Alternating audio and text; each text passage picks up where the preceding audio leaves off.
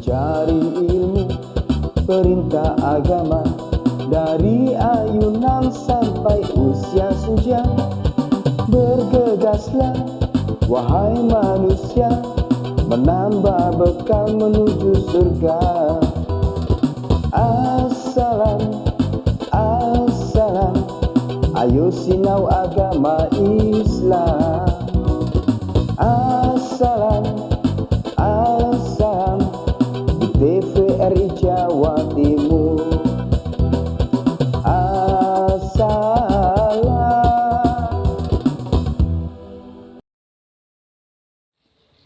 Assalamualaikum warahmatullahi wabarakatuh. Bismillah, alhamdulillah, wassalatu wassalamu ala rasulillah, la haula wala quwata illa billah. Pemirsa TVRI Jawa Timur, senang sekali saya Mala Arifin bisa kembali menyapa Anda dalam program spesial kita, Assalam, ayo sinau agama Islam. Dan hari ini kedua kalinya Assalam hadir dalam suasana yang berbeda. Yang biasanya kita berada di dalam studio TVRI Jawa Timur, pemirsa kali ini saya sedang berada di Masjid Ar-Raudhah, Kertosono, Nganjuk. Seperti apa Assalam selengkapnya? Ikuti sesaat lagi. رقد عيناي شوق ولطيبة ضرفت عسقا فأتيت إلى حبيبي فهدأ يا قلب ورفقا صلي على محمد السلام عليك يا رسول الله السلام عليك يا حبيبي يا نبي الله السلام عليك يا رسول الله السلام عليك يا حبيبي يا نبي الله يا رسول الله قلب بالحق تعلق وبغار خراء تعلق يبقي يسعى خالقه فأتاه الوحي فأشرق اقرأ اقرأ يا محمد السلام عليك يا رسول الله السلام عليك يا حبيبي يا نبي الله السلام عليك يا رسول الله السلام عليك يا حبيبي يا نبي الله يا رسول الله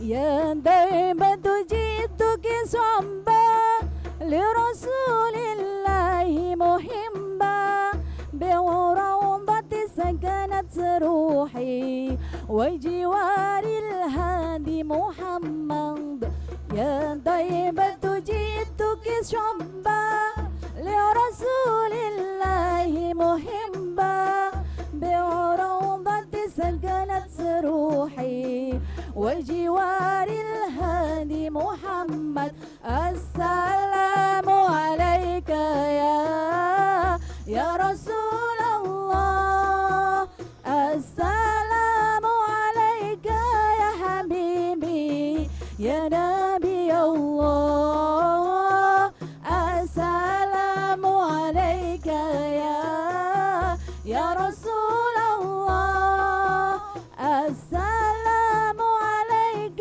يا حبيبي يا نبي الله يا رسول الله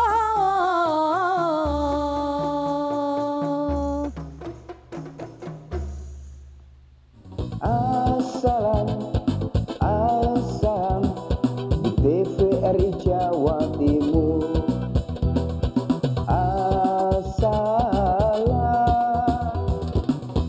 Assalamualaikum warahmatullahi wabarakatuh. Waalaikumsalam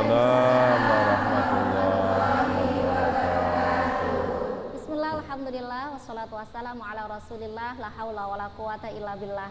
Baik pemirsa TVRI Jawa Timur, alhamdulillah kita sekarang sudah berada di Masjid Ar-Raudhah Kertosono Nganjuk. Dan hari ini kita tentunya sudah siapkan tema-tema yang menarik ya. Satu tema kita hari ini adalah kalau bisa kaya, mengapa harus miskin? Masya Allah, seperti apa pembahasannya akan kita bahas bersama narasumber kita yang sudah hadir di Masjid Ar-Raudhah Kertosono. Kita sapa bersama. Beliau adalah Kiai Haji Raden Ahmad Afandi, MPSE, founder KPK Komunitas Pendakwah Keren Indonesia. Kita sapa pemirsa. Assalamualaikum Yai. Waalaikumsalam warahmatullahi wabarakatuh. Kabar baik ya? Alhamdulillah. Masya Allah, perjalanan langsung dari Kota Palembang. Kota Palembang luar biasa, istimewa nih ibu-ibu ya. Masya Allah pemirsa, jadi hari ini Yai kita selain ada pemirsa yang di rumah, ada banyak jamaah yang sudah hadir di Masjid Ar-Raudhah juga. Kita sapa juga ya, nggih. Yang pertama ada jamaah Majelis Taklim Raudhatul Jannah ya. Assalamualaikum. Waalaikumsalam warahmatullahi wabarakatuh. Insyaallah udah pada makan ya Bu ya. Kok jauh salamnya loyo. Jadi Majelis Taklim Raudhatul Jannah Desa Pakuncen ya, Kecamatan Patian Rowo, betul. Pimpinan Ibu Desi Haryanti. Yang mana Ibu Desi? Alhamdulillah. Baik, yang kedua ada Majelis Taklim dari PAC, Pengurus Anak Cabang Fatayat NU Kertosono. Assalamualaikum. Waalaikumsalam warahmatullahi wabarakatuh. Kalau Fatayat itu memang semangatnya luar biasa ya. Pimpinan Sahabat Siska Nur Daryanti. Baik, sudah siap semua ya menyimak ilmu-ilmu hari ini? Insya Allah siap. Baik, yang ketiga ada jamaah dari Majelis Taklim Al Hidayah Desa Sanggerahan Kecamatan Gondang. Assalamualaikum. Waalaikumsalam. Tidak kalah ini semangatnya sama yang PAC Fatayat ya. Pimpinan Ibu Juni Askatun. Yang mana Ibu? Masya Allah, pasti pimpinannya yang di depan ya. Alhamdulillah, semangat sekali. Yang keempat ada lagi jamaah dari Majelis Taklim Subbanul Waton. Assalamualaikum. Waalaikumsalam. Alhamdulillah, Subbanul Waton ini dari Desa Lestari, Kecamatan Patian Rowo, begitu ya. Pimpinan Ibu Sri Hermin Agustin. Ibu, alhamdulillah. Baik, yang kelima, wah banyak sekali nih ya jamaah di Nganjuk ini luar biasa ya. Dari Majelis Taklim Al Muttaqin. Assalamualaikum.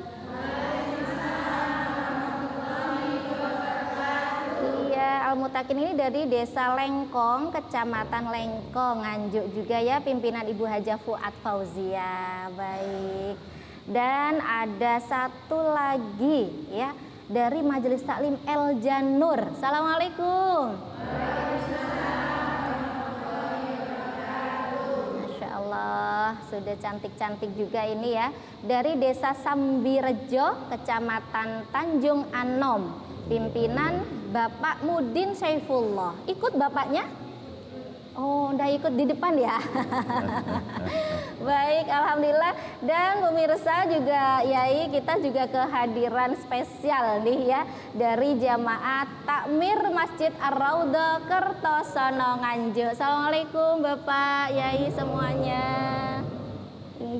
Alhamdulillah kita bisa bergabung. Jadi yang di depan ini paling ganteng semua ya Bu ya, kecuali saya. Baik, Yai, tema kita sore hari ini adalah kalau bisa kaya, mengapa harus miskin? Ya. Mungkin bisa kita awali kenapa sih tema ini harus kita angkat Yai? Ya, ya. Silahkan. Assalamualaikum warahmatullahi wabarakatuh. Alhamdulillah, Allahumma sholli ala Sayyidina Muhammad wa alihi wa sahbihi ajma'in wa ba'd. Ustazah Mala ya. Saya biasanya manggil Ning Mala gitu ya. Yang mulia, para orang tua kita, ya, abah-abah kita, ibu-ibu yang luar biasa, perwakilan dari Majelis Taklim di Nganjuk ya, kota betul. Nganjuk ya, subhanallah. Ya alhamdulillah Ning Mala kita bisa ke sini juga karena disehatkan Allah, Betul. juga karena ada yang ngangkut kita, gitu ya. Mobil, motor nggak bisa jalan kalau nggak ada bensinnya. Betul. Bensinnya nggak mungkin kita bisa dapat kalau nggak kita beli, ya kan? Kita beli juga nggak bisa pakai daun, ya kan? Kita belinya pakai duit, ya, pakai duit, gitu ya. Kalau ke pom bensin bawa singkong juga nggak diterima, gitu ya. Jadi singkongnya harus dijadikan duit dulu, dikonversi duit dulu. Nah, karena itu dalam kaidah usul fiqh itu disebut malayatimul wajib illa bihi fahuwa wajib. Sesuatu yang wajib tidak bisa dilaksanakan kecuali dengannya, maka dia menjadi wajib. Wasilah itu menjadi wajib. Jadi mobil nggak bisa jalan kecuali ada bensin. Maka bensin wajib hukumnya bagi mobil, ya kan? Bensin nggak bisa kita dapat kecuali dengan beli, maka beli bensin jadi hukumnya wajib supaya mobilnya bisa jalan. Nah, untuk bisa beli harus punya duit, dan dapat duit harus kita kerja, kita usaha, kita bisnis, maka bekerja untuk mencari uang supaya bisa beli bensin, dan bensinnya buat mobil jalan, jalannya juga buat ke majelis taklim, maka awalnya tadi cari duit hukumnya wajib. Nah, jadi itu yang melandasi kenapa seorang muslim harus punya uang. Contoh lagi, kita mau sholatnya harus pakai mukena di tempat yang bersih, sajadahnya harus bersih, pakaiannya harus bersih. Semua itu rotasinya, putarannya tidak lain dan tidak bukan dari kita punya uang, punya harta yang baik, punya uang yang kita hasilkan dari pekerjaan yang baik. Karena itu seorang muslim harus kaya, seorang muslim harus mampu, seorang muslim harus bisa punya sesuatu yang sesuatu itu mendukung dia beribadah kepada Allah Subhanahu wa taala. Ini Masjid Ar-Raudhah gagah, besar, mewah.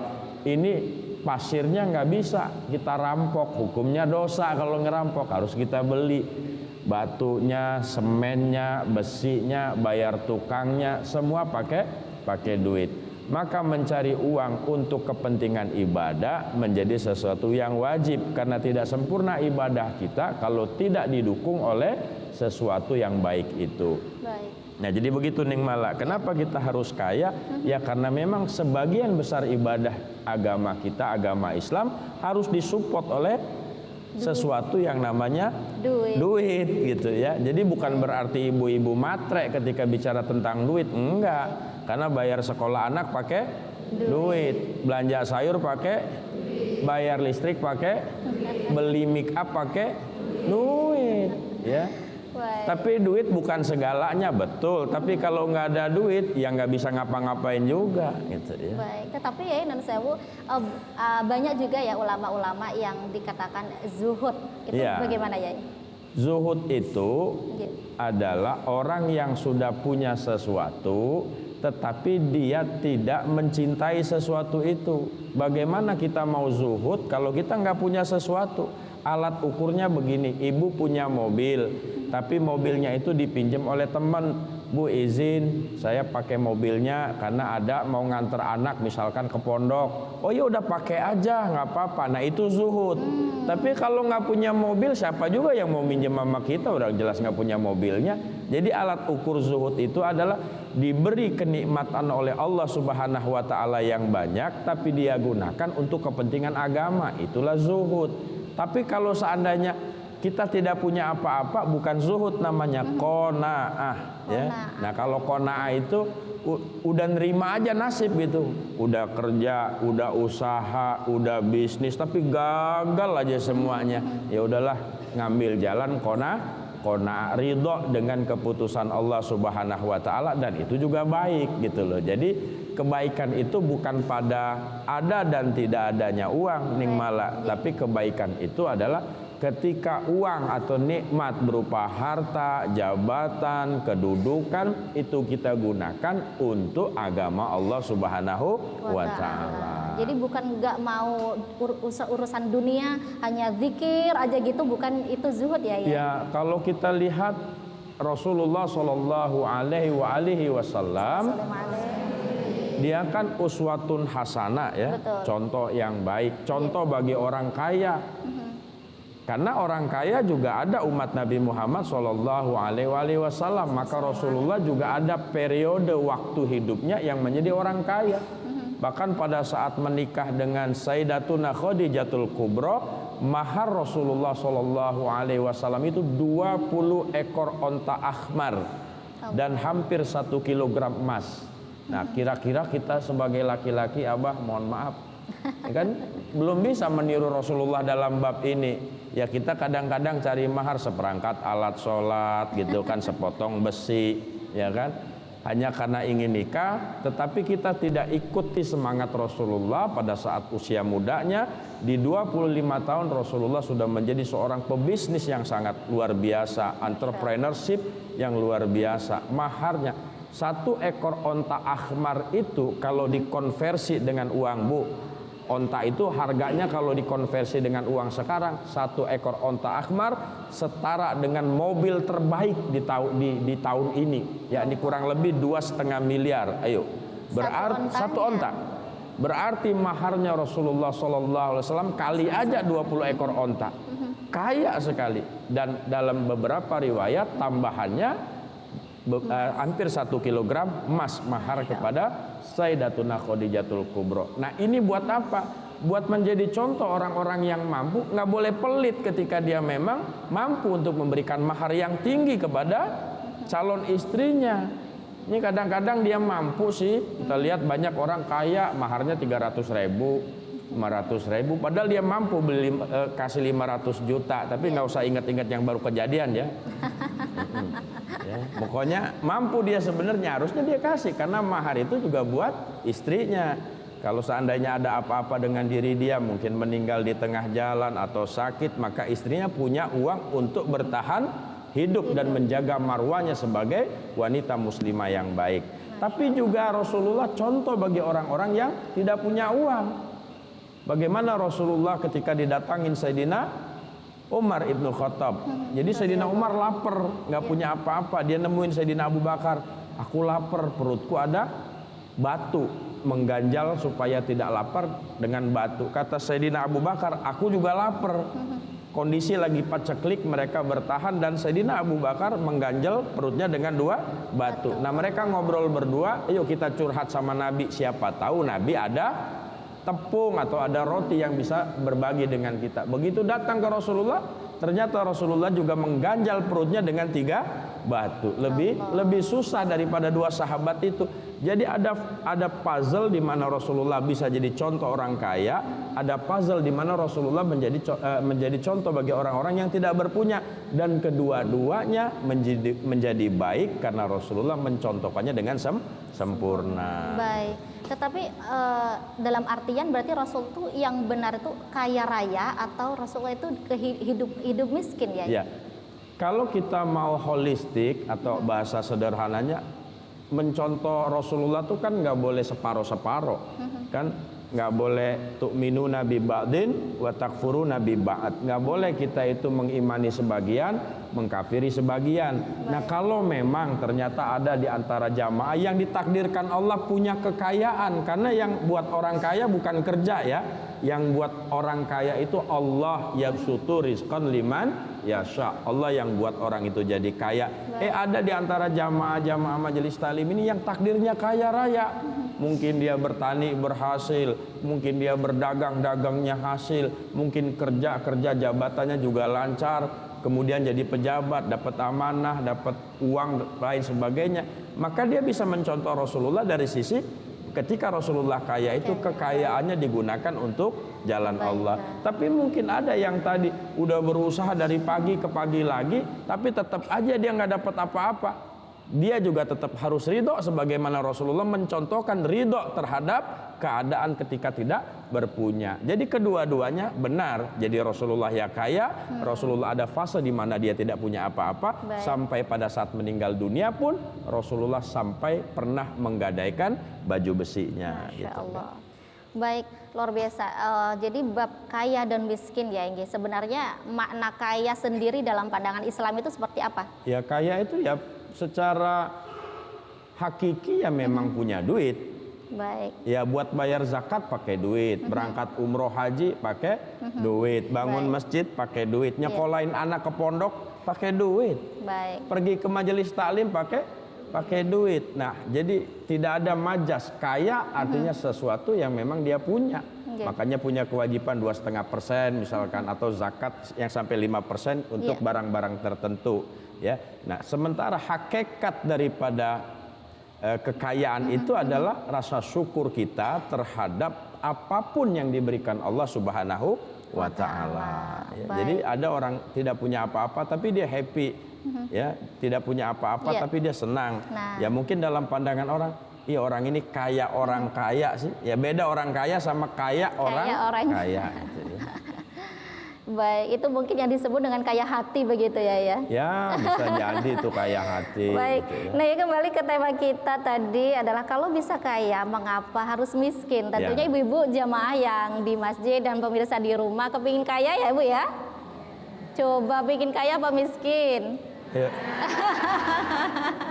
Udah tahu tipsnya kaya bagaimana? Kerja baik, ya. Mungkin selengkapnya ya seperti apa langkah-langkah supaya menjadi kaya ya. Ya, saya Mungkin. kira mungkin ada jamaah yang bisa bantu, karena Al-Quran itu menjelaskan komprehensif. Karena Quran itu diturunkan Allah Subhanahu Wa Taala, yahdi lillati hiya aqwam, yakni untuk menuntun kita menjadi orang yang benar baik di dunia maupun akhirat. Maka kita nggak boleh lepas dari Al-Quran. Jadi kalau mau kaya jangan sampai ke gunung, bertapa di gua, ya, Cari wangsit. iya cari wangsit gitu ya, nggak boleh. Allah maha kaya, mintanya sama Allah. Nah Al-Quran di dalam surat Al-Jum'ah ayat 10, Allah Subhanahu Wa Taala memberikan cara agar kita bisa menjadi orang kaya. Kaya, Nah kalau insya Allah diamalkan, ini akan menjadi jalan bagi kita untuk menjadi orang kaya. Mungkin ada jamaah yang bisa bantu. Ning? Baik, silakan.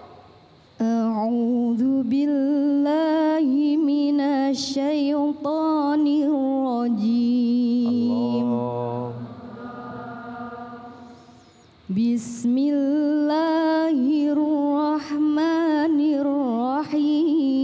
Bismillahirrahmanirrahim. Allah. فإذا قضيت الصلاة فانتشروا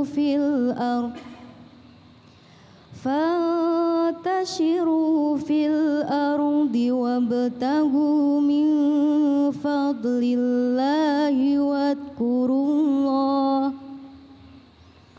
واذكروا الله كثيرا لعلكم تفلحون.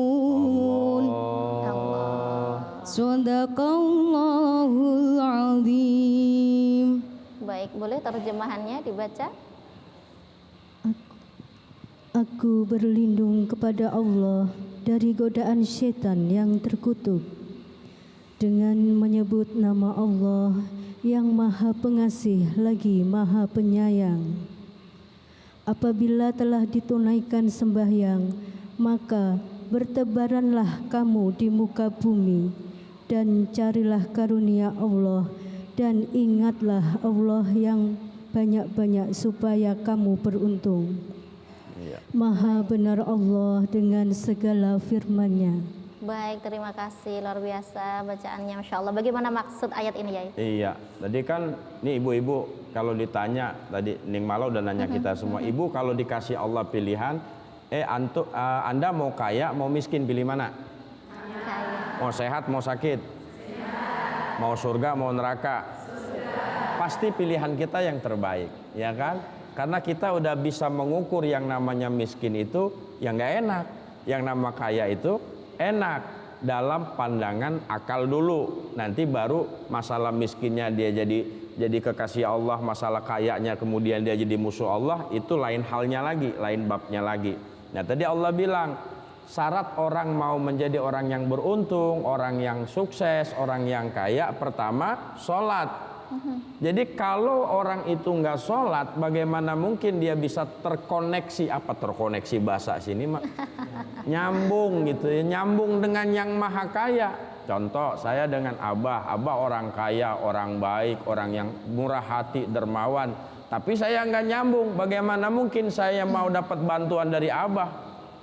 Nggak kenal, nggak terkoneksi. Sementara Abah bilang, kalau kamu mau nyambung sama saya, sering-sering silaturahim ke rumah, sering-sering datang. Sama Allah Subhanahu wa taala, zat yang maha kaya. Ya ghaniyal mughni, salah satu doa Rasulullah sallallahu alaihi wasallam, ya ghaniyal mughni, wahai yang maha kaya lagi maha mengayakan. Berarti Allah maha kaya lagi mengayakan. Yang jadi masalah kita nggak datang sama dia. Ustadz, bagaimana cara datangnya? Allah udah bilang cara datangnya dengan sholat. Berarti seorang muslim yang mau kaya, yang mau sukses kehidupan dunianya, sukses kehidupan akhiratnya, harus mengerjakan sholat. Baik. Sholat juga ada sholat wajib, ada sholat sunnah. Baik. Kalau sholat sunat wajib itu jatahnya kita bersyukur dengan nikmat. Apa ayatnya? Inna a'toina kal kausar fasholli li rabbika wanhar. Udah banyak Allah kasih nikmat, maka sholatlah. Jadi sholat pertanda syukur kita kepada Allah. Baik. Jadi sholat ya yang pertama. Yang kedua nih apa tadi? Yang kedua nanti kita tahan ya. Oh. Setelah jeda, nggih. Tapi bukan di penjara ya. Baik pemirsa TVRI Jawa Timur, jangan kemana-mana. Assalam akan segera kembali, tetap di Assalam. Ayo sinau agama Islam. Sesaat lagi. Assalam, assalam di TVRI Jawa Timur. Assalam. Baik pemirsa TVRI Jawa Timur, terima kasih Anda masih setia bersama kami di program spesial kita Assalam. Ayo sinau agama Islam. Masya Allah, boleh tepuk tangannya. Baik, Yai, tadi sempat terputus jeda ya. Jadi yang pertama, kepingin kita kaya, syaratnya harus lakukan sholat. Begitu ya. Tetapi ya non sewu, banyak nih jamaah atau pemirsa di rumah kalangan masyarakat kita, aku itu udah sholat, udah puasa, kurang apa sedekah udah, tapi kok sih melarat ay. Nah ini gimana nih Yai menyikapi orang lain seperti ini? Ya tadi kan tahapan dalam surat Al-Jum'ah ayat 10 kan belum selesai nih, Ning Mala. Juga pemirsa TVRI Jatim, mohon maaf tadi nggak disapa dari awal tadi. Iya. Jadi udah sholat nih. Apa yang kedua kata Allah Subhanahu Wa Taala? Kalau kamu udah sholat, fantasiru fil ardi, bertebaran di muka bumi. Bukan diam di rumah, bukan diam di kamar, bukan diam di kasur, bukan diam di sumur. Fantasiru fil ardi, bertebaran di muka bumi. Artinya apa? Bisa jadi di kampung kamu itu nggak ada peluang rezeki kamu, tapi di kampung sebelah bisa jadi ada rezeki kamu. Ada peluang. Oh saya ini punya keahlian menjahit, tapi kebetulan di kampung saya tidak ada pabrik jahit. Ternyata di kampung sebelah ada orang yang membutuhkan keahlian kita. Maka ketika kita main di kampung sebelah, keahlian kita jadi bermanfaat dan jadi bisa menjadi jalan rezeki. Satu, kita cari teman yang banyak. Orang kalau banyak teman, minimal banyak tempat ngutang. Ya kan Bu? Ya kalau temennya cuma dua, kesempatan dapat utangan kan dikit. Ning saya ngutang, kata si Ning Mala, aduh saya lagi nggak bisa ngutangin, datang ke sebelah sama cuma dua. Tapi kalau temennya 100, dari 100 insya Allah minimal ada satu lah yang bisa nolongin, kan begitu. Jadi maksudnya banyakin teman, fantasiru fil ardi, banyakin kawan, banyakin jaringan, banyakin orang. Kalau jadi orang baik di mana-mana, tawaran kebaikan itu banyak. Makanya saya di komunitas pendakwah keren buat jaringan di seluruh Indonesia, ada di Kalimantan, ada di Sulawesi, ada di Jawa Timur, ada di Sumatera, ada di mana-mana. Dengan banyak kawan itu ternyata kita bisa melihat begitu banyak peluang. Mungkin saya tinggal kebetulan di Banjarnegara, Jawa Tengah, kota pensiun kata orang. Yang kalau buat nyari duit itu agak susah karena memang daya beli masyarakat rendah. Tapi ternyata saya bisa buat pabrik baju di kampung saya karena ongkos kerja murah, dan saya bisa punya jaringan luas. Teman-teman saya yang di Medan, teman-teman saya yang di Sulawesi bisa jualin baju itu. Nah, dengan jaringan itu kita jadi punya kesempatan mencari rezeki. Kalau dia malas berteman, malas menambah pergaulan yang baik ya, bukan yang buruk tentunya. Malas pokoknya malas fantasiru fil ardi, membangun networking, membangun jaringan, ya sulit dia dapat nih. Jadi susah. silaturahim ya. Silaturahim. Iya, silaturahim katanya memanjangkan umur, kata Rasulullah, memanjangkan umur. Menambah rezeki itu emang benar, Bu. Contoh, di rumah kita kehabisan gula, Abah. Kita mau ngopi, kopi habis, gula habis, main ke sebelah. Ya kan? Minimal dapat tawaran ngopi lah. Udah ngopi belum? Kan begitu. Allah. Kebetulan kita kawan sebelah cuma nawarin doang, begitu kita bilang belum, sama dia bilang nasibnya gitu kan. Ya coba kita ke kawan kita yang ketiga, siapa tahu dia kelebihan gula, kelebihan kopi, jadi kita bisa dapat rezeki. Itu silaturahim ya kan. Baik, Yai, berbicara menebar di muka bumi ya, jadi mungkin kita juga bertanya-tanya nih, memilih apa namanya pekerjaan atau usaha apa yang tepat ini, Yai? Ya, Allah Subhanahu wa taala udah bilang begini dalam Al-Qur'an, bahwa manusia itu didesain sebaik-baiknya makhluk. Laqad khalaqnal insan fi ahsani taqwim. Setiap manusia tidak ada yang tidak diberikan Allah kelebihan. Contoh, makanya dalam ilmu psikologi ada yang namanya multiple intelligency.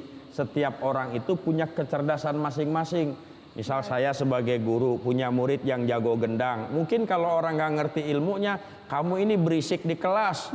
Padahal ternyata sekarang tukang gendang mahal gitu kan.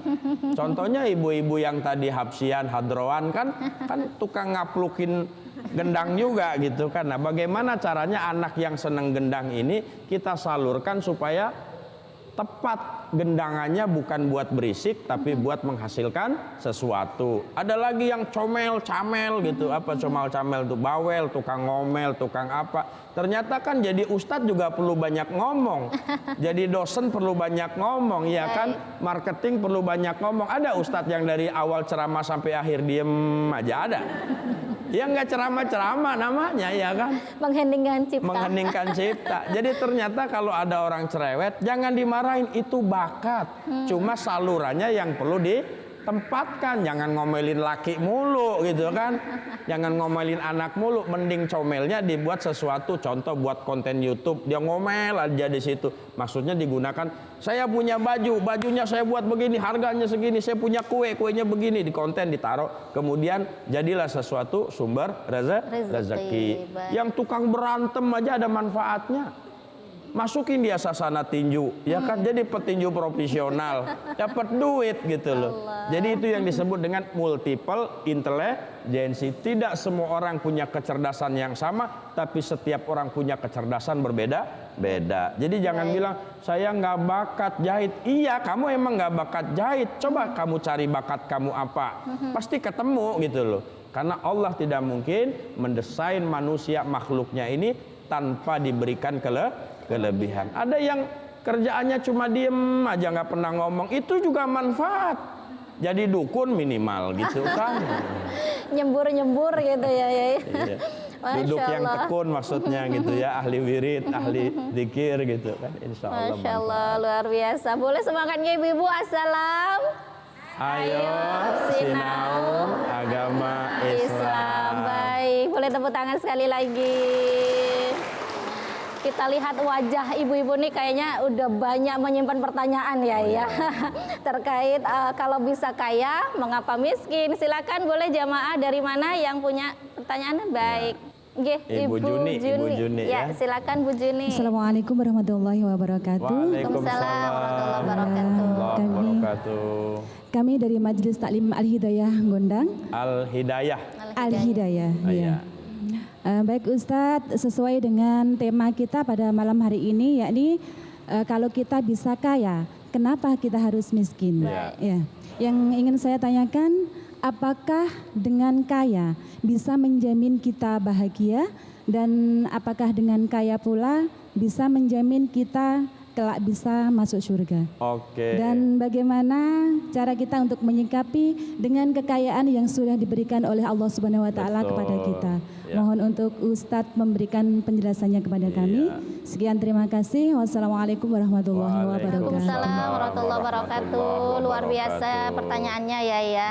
Ini yang kita tunggu bersama ini ya. Jadi apakah dengan kaya itu bisa menjamin masuk surga ya? Iya. Monggo. Silakan. Jadi begini, orang itu kaya punya peluang masuk surga, punya peluang masuk neraka. Miskin punya peluang masuk surga, punya peluang masuk neraka. Karena yang memasukkan kita ke surga dan neraka ukurannya bukan kaya atau miskin, tapi keimanan kita kepada Allah Subhanahu wa ta'ala.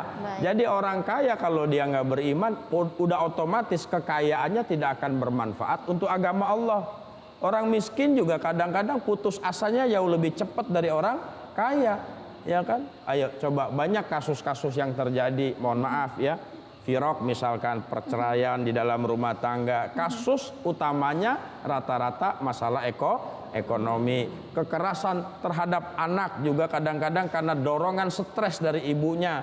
Udah nggak punya duit, suaminya jarang pulang, kalau pulang marah-marah, nggak ada tempat saluran emosi, akhirnya anak yang jadi korban. Sebabnya juga ujung-ujungnya ekonomi. Rebutan harta warisan juga karena masing-masing merasa kurang dari apa yang dia miliki, akhirnya pengen nguasain hak saudaranya, ngompor-ngomporin iparnya supaya macem-macem lah. Semua karena faktor tidak punyanya ekonomi ya.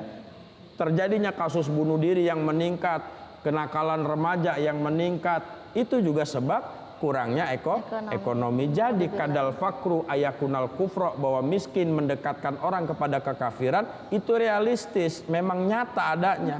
Walaupun tidak sedikit orang kaya yang kemaksiatannya jauh lebih besar. Jadi ukuran orang masuk surga bukan kaya atau miskin, tapi beriman. Ada hadis Nabi nih, harta yang baik akan jauh lebih baik di tangan orang yang baik. Contoh, abah punya duit, nggak mungkin abah ke diskotik, pasti ke masjid. Coba kalau ibu-ibu punya duit, nggak mungkin ibu macem-macem. Kalaupun beli baju, beli bedak buat cantik-cantik, buat menghibur suami, bukan suami orang, suami sendiri. Kenapa?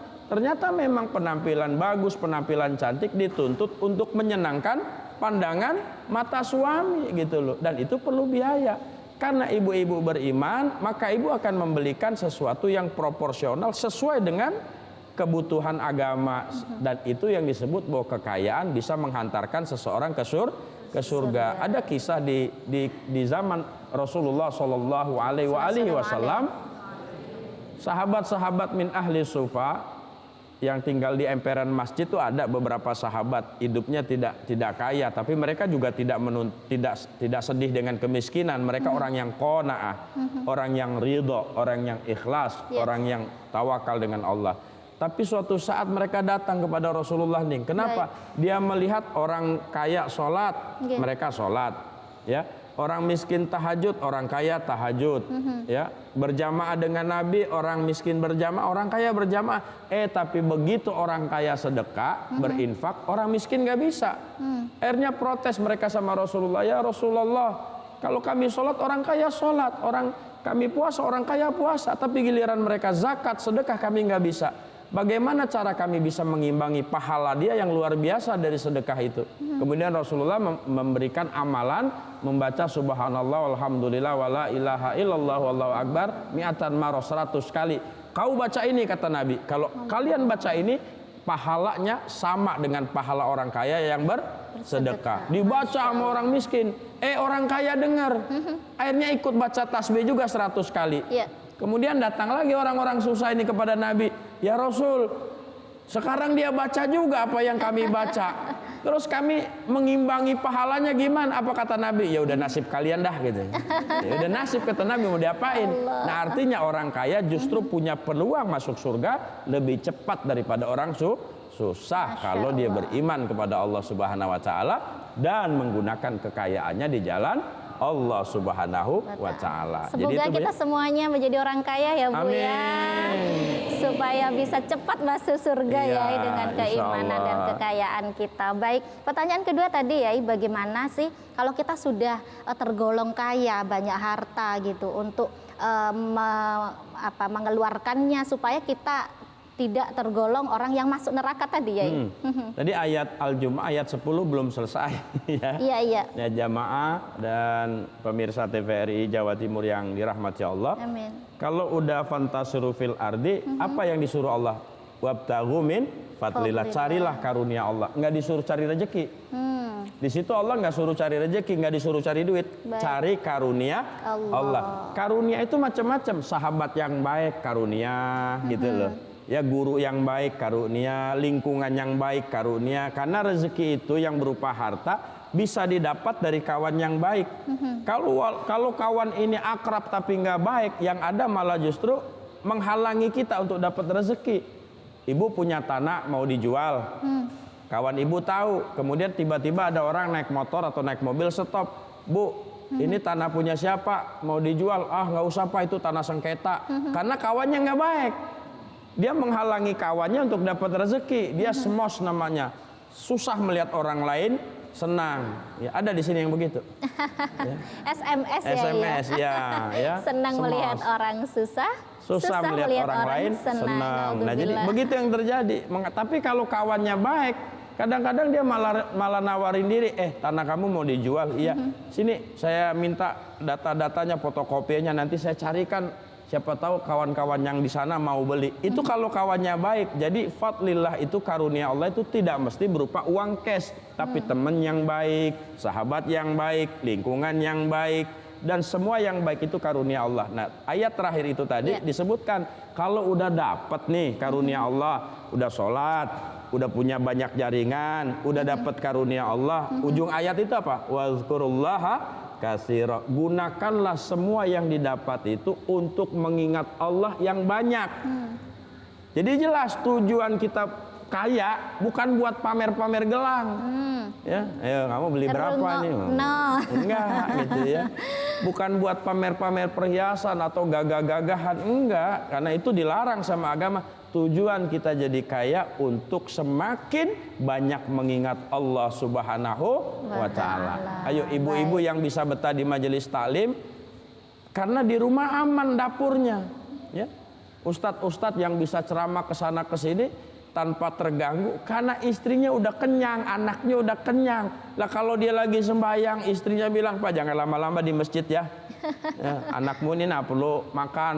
Ya ini lo perlu ini, perlu itu." Ya sholatnya jadi nggak tumakninah gitu loh. Kenapa? Ada tuntutan yang harus dia selesaikan. Baik. Tapi kalau seandainya itu terpenuhi, insya Allah, Pak, Bapak pulangnya agak lambat ya, kenapa? Bapak mau wiritan di masjid mungkin 1-2 jam, nggak apa-apa, sore juga nggak apa-apa pulang gitu kan, ibadah. Kenapa? Dapurnya udah penuh, ya kan?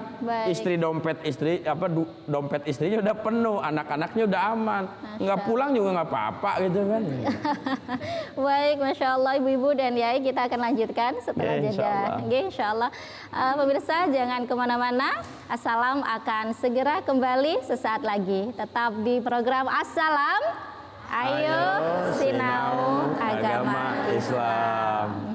Assalam, assalam di TVRI Jawa Timur.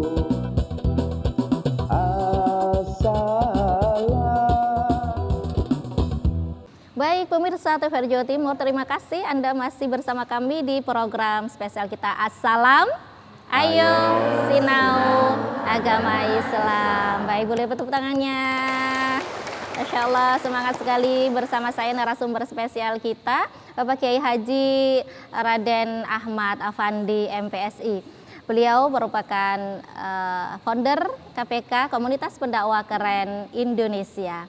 Baik, dan tema kita sore hari ini pemirsa adalah kalau bisa kaya, mengapa harus miskin? Tentunya kita semua ingin kaya ya, supaya kita bisa masuk surga. Begitu ya Bu ya, amin. Baik, enyak-enyak makan gedondong. Jadi dari emak-emak siapa yang mau bertanya silakan dong.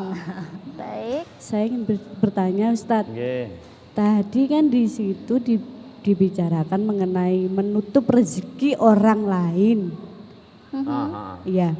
Kalau seandainya terjadi di diri kita sendiri, bagaimana kita menyikapi dan apa yang bakal terjadi kepada orang yang melakukan hal tersebut Maksudnya kepada kita? rezeki kita ditutup-tutupin Iya, orang. Oh, iya gitu. betul. Ya. Terima Baik. kasih. Assalamualaikum warahmatullahi wabarakatuh. Waalaikumsalam Waalaikumsalam warahmatullahi wabarakatuh. Baik, monggo Yai langsung Ya, dijawab. pertama Allah itu tidak bisa dibatasi oleh perlakuan hamba ketika dia memang ingin mengayakan seorang hamba. Ya, wa iyam saskalo bidurin fala kasyifalahu illahu. Kalau Allah pengen kasih kecelakaan, nggak ada yang bisa nolong kita. Sebaliknya kalau Allah pengen kasih rezeki, nggak ada yang bisa nahan kita. Jadi nggak usah khawatir dengan perlakuan makhluk. Misalkan ibu dagang, kemudian cerita-ceritanya kan begitu, sering disantet lah, sering diapalah supaya warungnya sepi.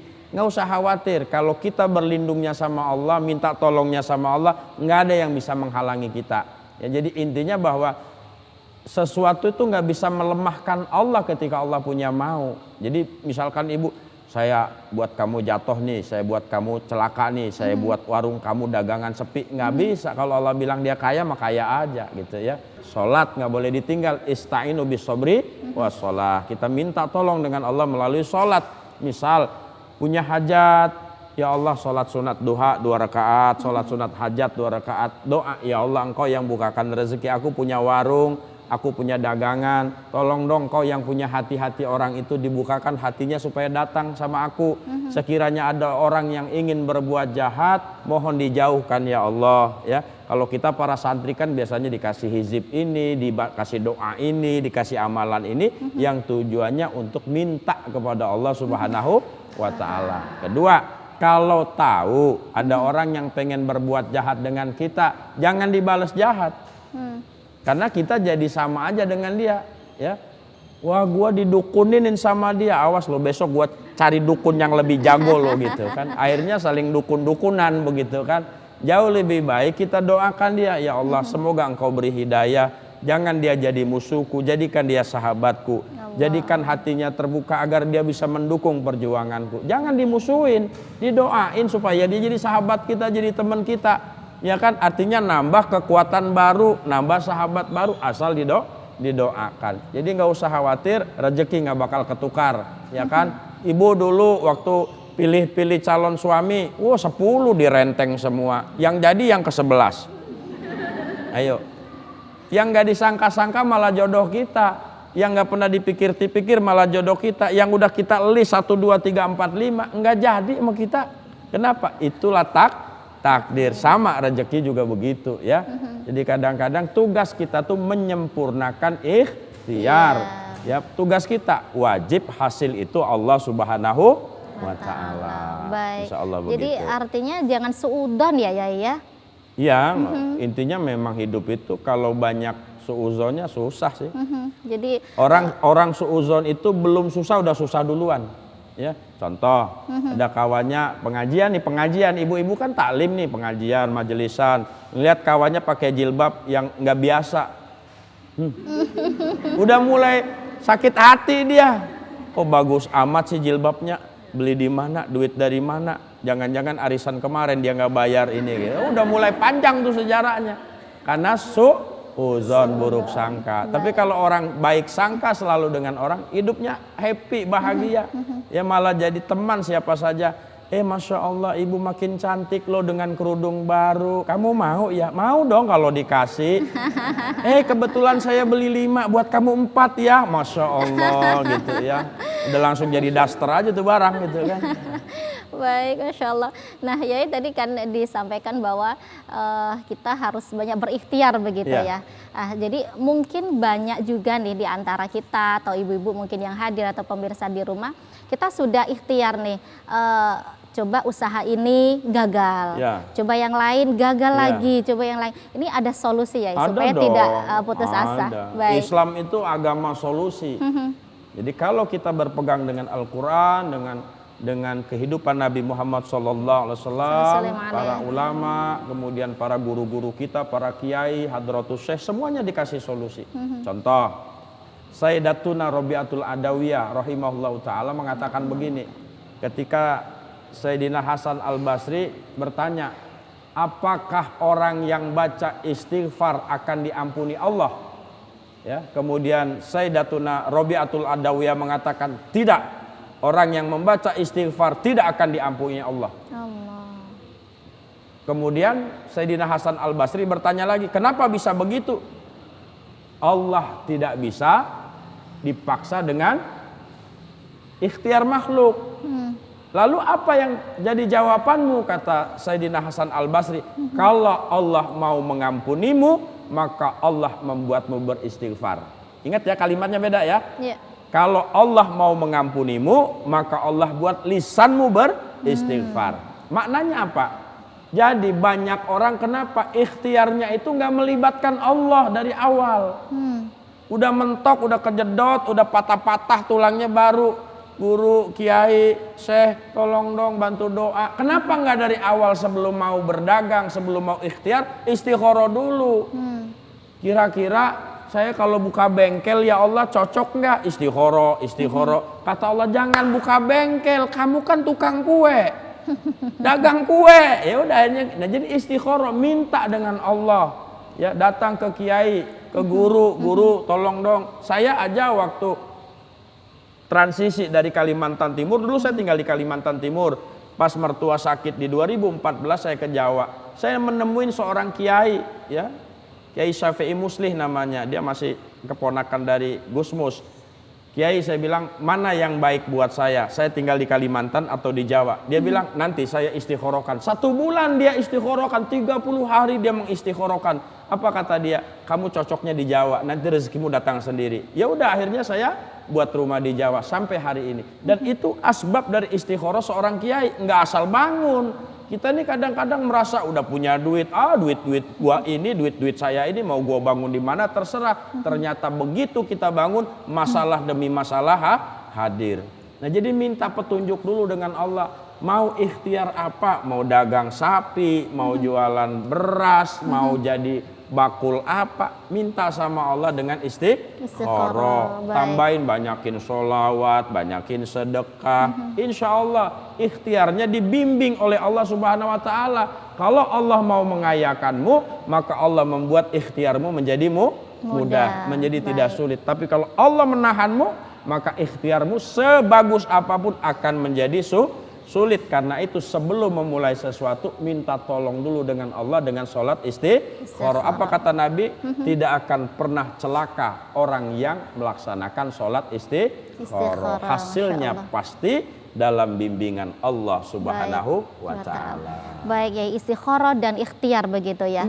Nah, kadang kita temui misalkan non sewu pedagang bakso atau soto begitu ya, atau seorang pedagang atau pekerja yang lain menggunakan alat ini didoain supaya laris kayak gitu. Ini apa bagian dari ikhtiar ya, yang dibolehkan dari Islam? Iya, kalau alat medianya itu adalah doa, datang ke seorang kiai, ke seorang ulama, ke seorang gus, yang kemudian kita mendapatkan doa, entah itu wasilahnya air, entah itu wasilahnya apa, nggak apa-apa, nggak ada masalah, karena kita tidak sedang bermusyrik dengan dia, kita minta tolong kepada Allah, wasilah doa dia. Sama tadi saya bilang, saya sadar bahwa istikharah saya ini belum tentu sehebat istikharah kiai. Kenapa? Karena kiai saya ini saya lihat istiqomahnya, takwanya, puasanya, hafid Qur'annya luar biasa.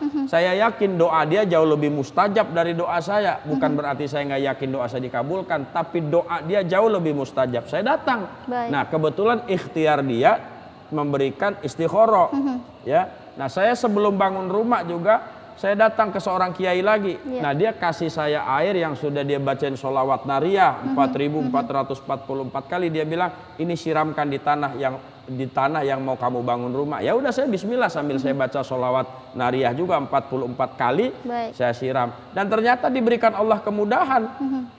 Ada aja jalannya sampai rumah itu jadi tempat yang menyamankan kami dan keluarga. Nah, jadi ikhtiar itu macam-macam, nggak mesti. Ya, doa itu wasilahnya macam-macam. Tapi non sewu Yai, sehingga ini orang tidak mau pakai panci yang lain misalnya, hanya khusus ini karena ada doa dari Yai atau dari Boleh ya, Nggih? Bagi sahabat juga kalau ada yang sudah dipakai Rasulullah dia pegang, nggak bakal dia pakai yang lain. Masya Kenapa? Allah. Begitu Baik. barokahnya air yang mungkin bekas gelasnya Rasulullah Shallallahu Alaihi Wasallam. Pokoknya gue kalau mau minum pakai ini aja, nggak mau pakai yang lain. Kenapa? Di sini ada bekas Barokah. Rasulullah Shallallahu Alaihi Wasallam, berkahnya. Sallallahu Seperti alaihi. Sayyidina Umar yang mencium Hajar Aswad karena ada asar, ya, ada kecupan Rasulullah pada Hajar Aswad. Ya udah Baik. pokoknya pengen nyium batu itu aja. Kalau dikasih batu yang lain nggak mau, Nabi nggak nyium itu gitu Masya kan. Allah. Insya Allah begitu. Baik, tidak terasa kita sudah di penghujung Masya ya, Allah. ibu-ibu dan pemirsa semuanya. Jadi di akhir ini mungkin bisa diberikan kesimpulan ya. Ya, pemirsa TVRI Jatim dan ibu-ibu jamaah majelis taklim, para orang tua kita, ayah bunda semuanya, saya kira maksud kalau bisa kaya, kenapa memilih miskin? Maknanya mari kita berdoa. Pertama, merubah mindset kita, cara berpikir kita. Ya Allah, jadikan saya orang soleh yang kaya. Ya, di dalam surat Al-Anbiya ayat 105 dikatakan bahwa bumi ini kami wariskan kepada orang-orang yang soleh. Jadi syarat untuk bisa mendapatkan warisan Allah berupa bumi ini, jadilah orang yang soleh. Maka Allah kasih kekayaan. Jadi bukan kaya dulu, tapi soleh dulu nih. Jadilah orang soleh yang kaya. Maka berdoa kita, ya Allah jadikan aku hambamu yang soleh dan kaya. Jangan dibalik. Ya Allah jadikan aku hambamu yang kaya dan soleh. Kalau udah kaya, solehnya lewat gitu ya. Jadi soleh dulu baru kaya. Ya, yang kedua, jangan putus hubungan dengan Allah. Jaga sholat 5 waktu, jaga sholat sunat-sunatnya, jaga fadilah-fadilah lain kita jaga semuanya, mulai dari wudhunya dan segala macam ya. Kemudian banyakin kawan, banyakin dan sebagainya. Dengan itu kita akan menjemput kebaikan dan keberkahan yang menyebabkan urusan kita jadi mudah dan kita bisa jadi orang kaya. Amin. Baik, luar biasa, terima kasih ya ilmu-ilmunya dan Sama-sama, kerawuhannya. Ning. Jamaah semuanya matur nuwun nggih, mudah-mudahan pertemuan kita sore hari ini manfaat barokah. Amin, ya Allah. Amin, ya rabbal alamin. Insyaallah ketemu lagi di surga ya ibu-ibu ya. Amin. Amin. Baik pemirsa TVRI Jawa Timur, terima kasih Anda sudah menyaksikan Assalam sore hari ini. Saya Mala Arifin mohon undur diri dan kami ucapkan terima kasih banyak kepada Takmir Masjid Ar-Raudhah Kertosono Nganjuk. Subhanakallahumma wa bihamdik asyhadu an la ilaha illa anta astaghfiruka wa atubu ilaik. Wassalamualaikum warahmatullahi wabarakatuh. Waalaikumsalam.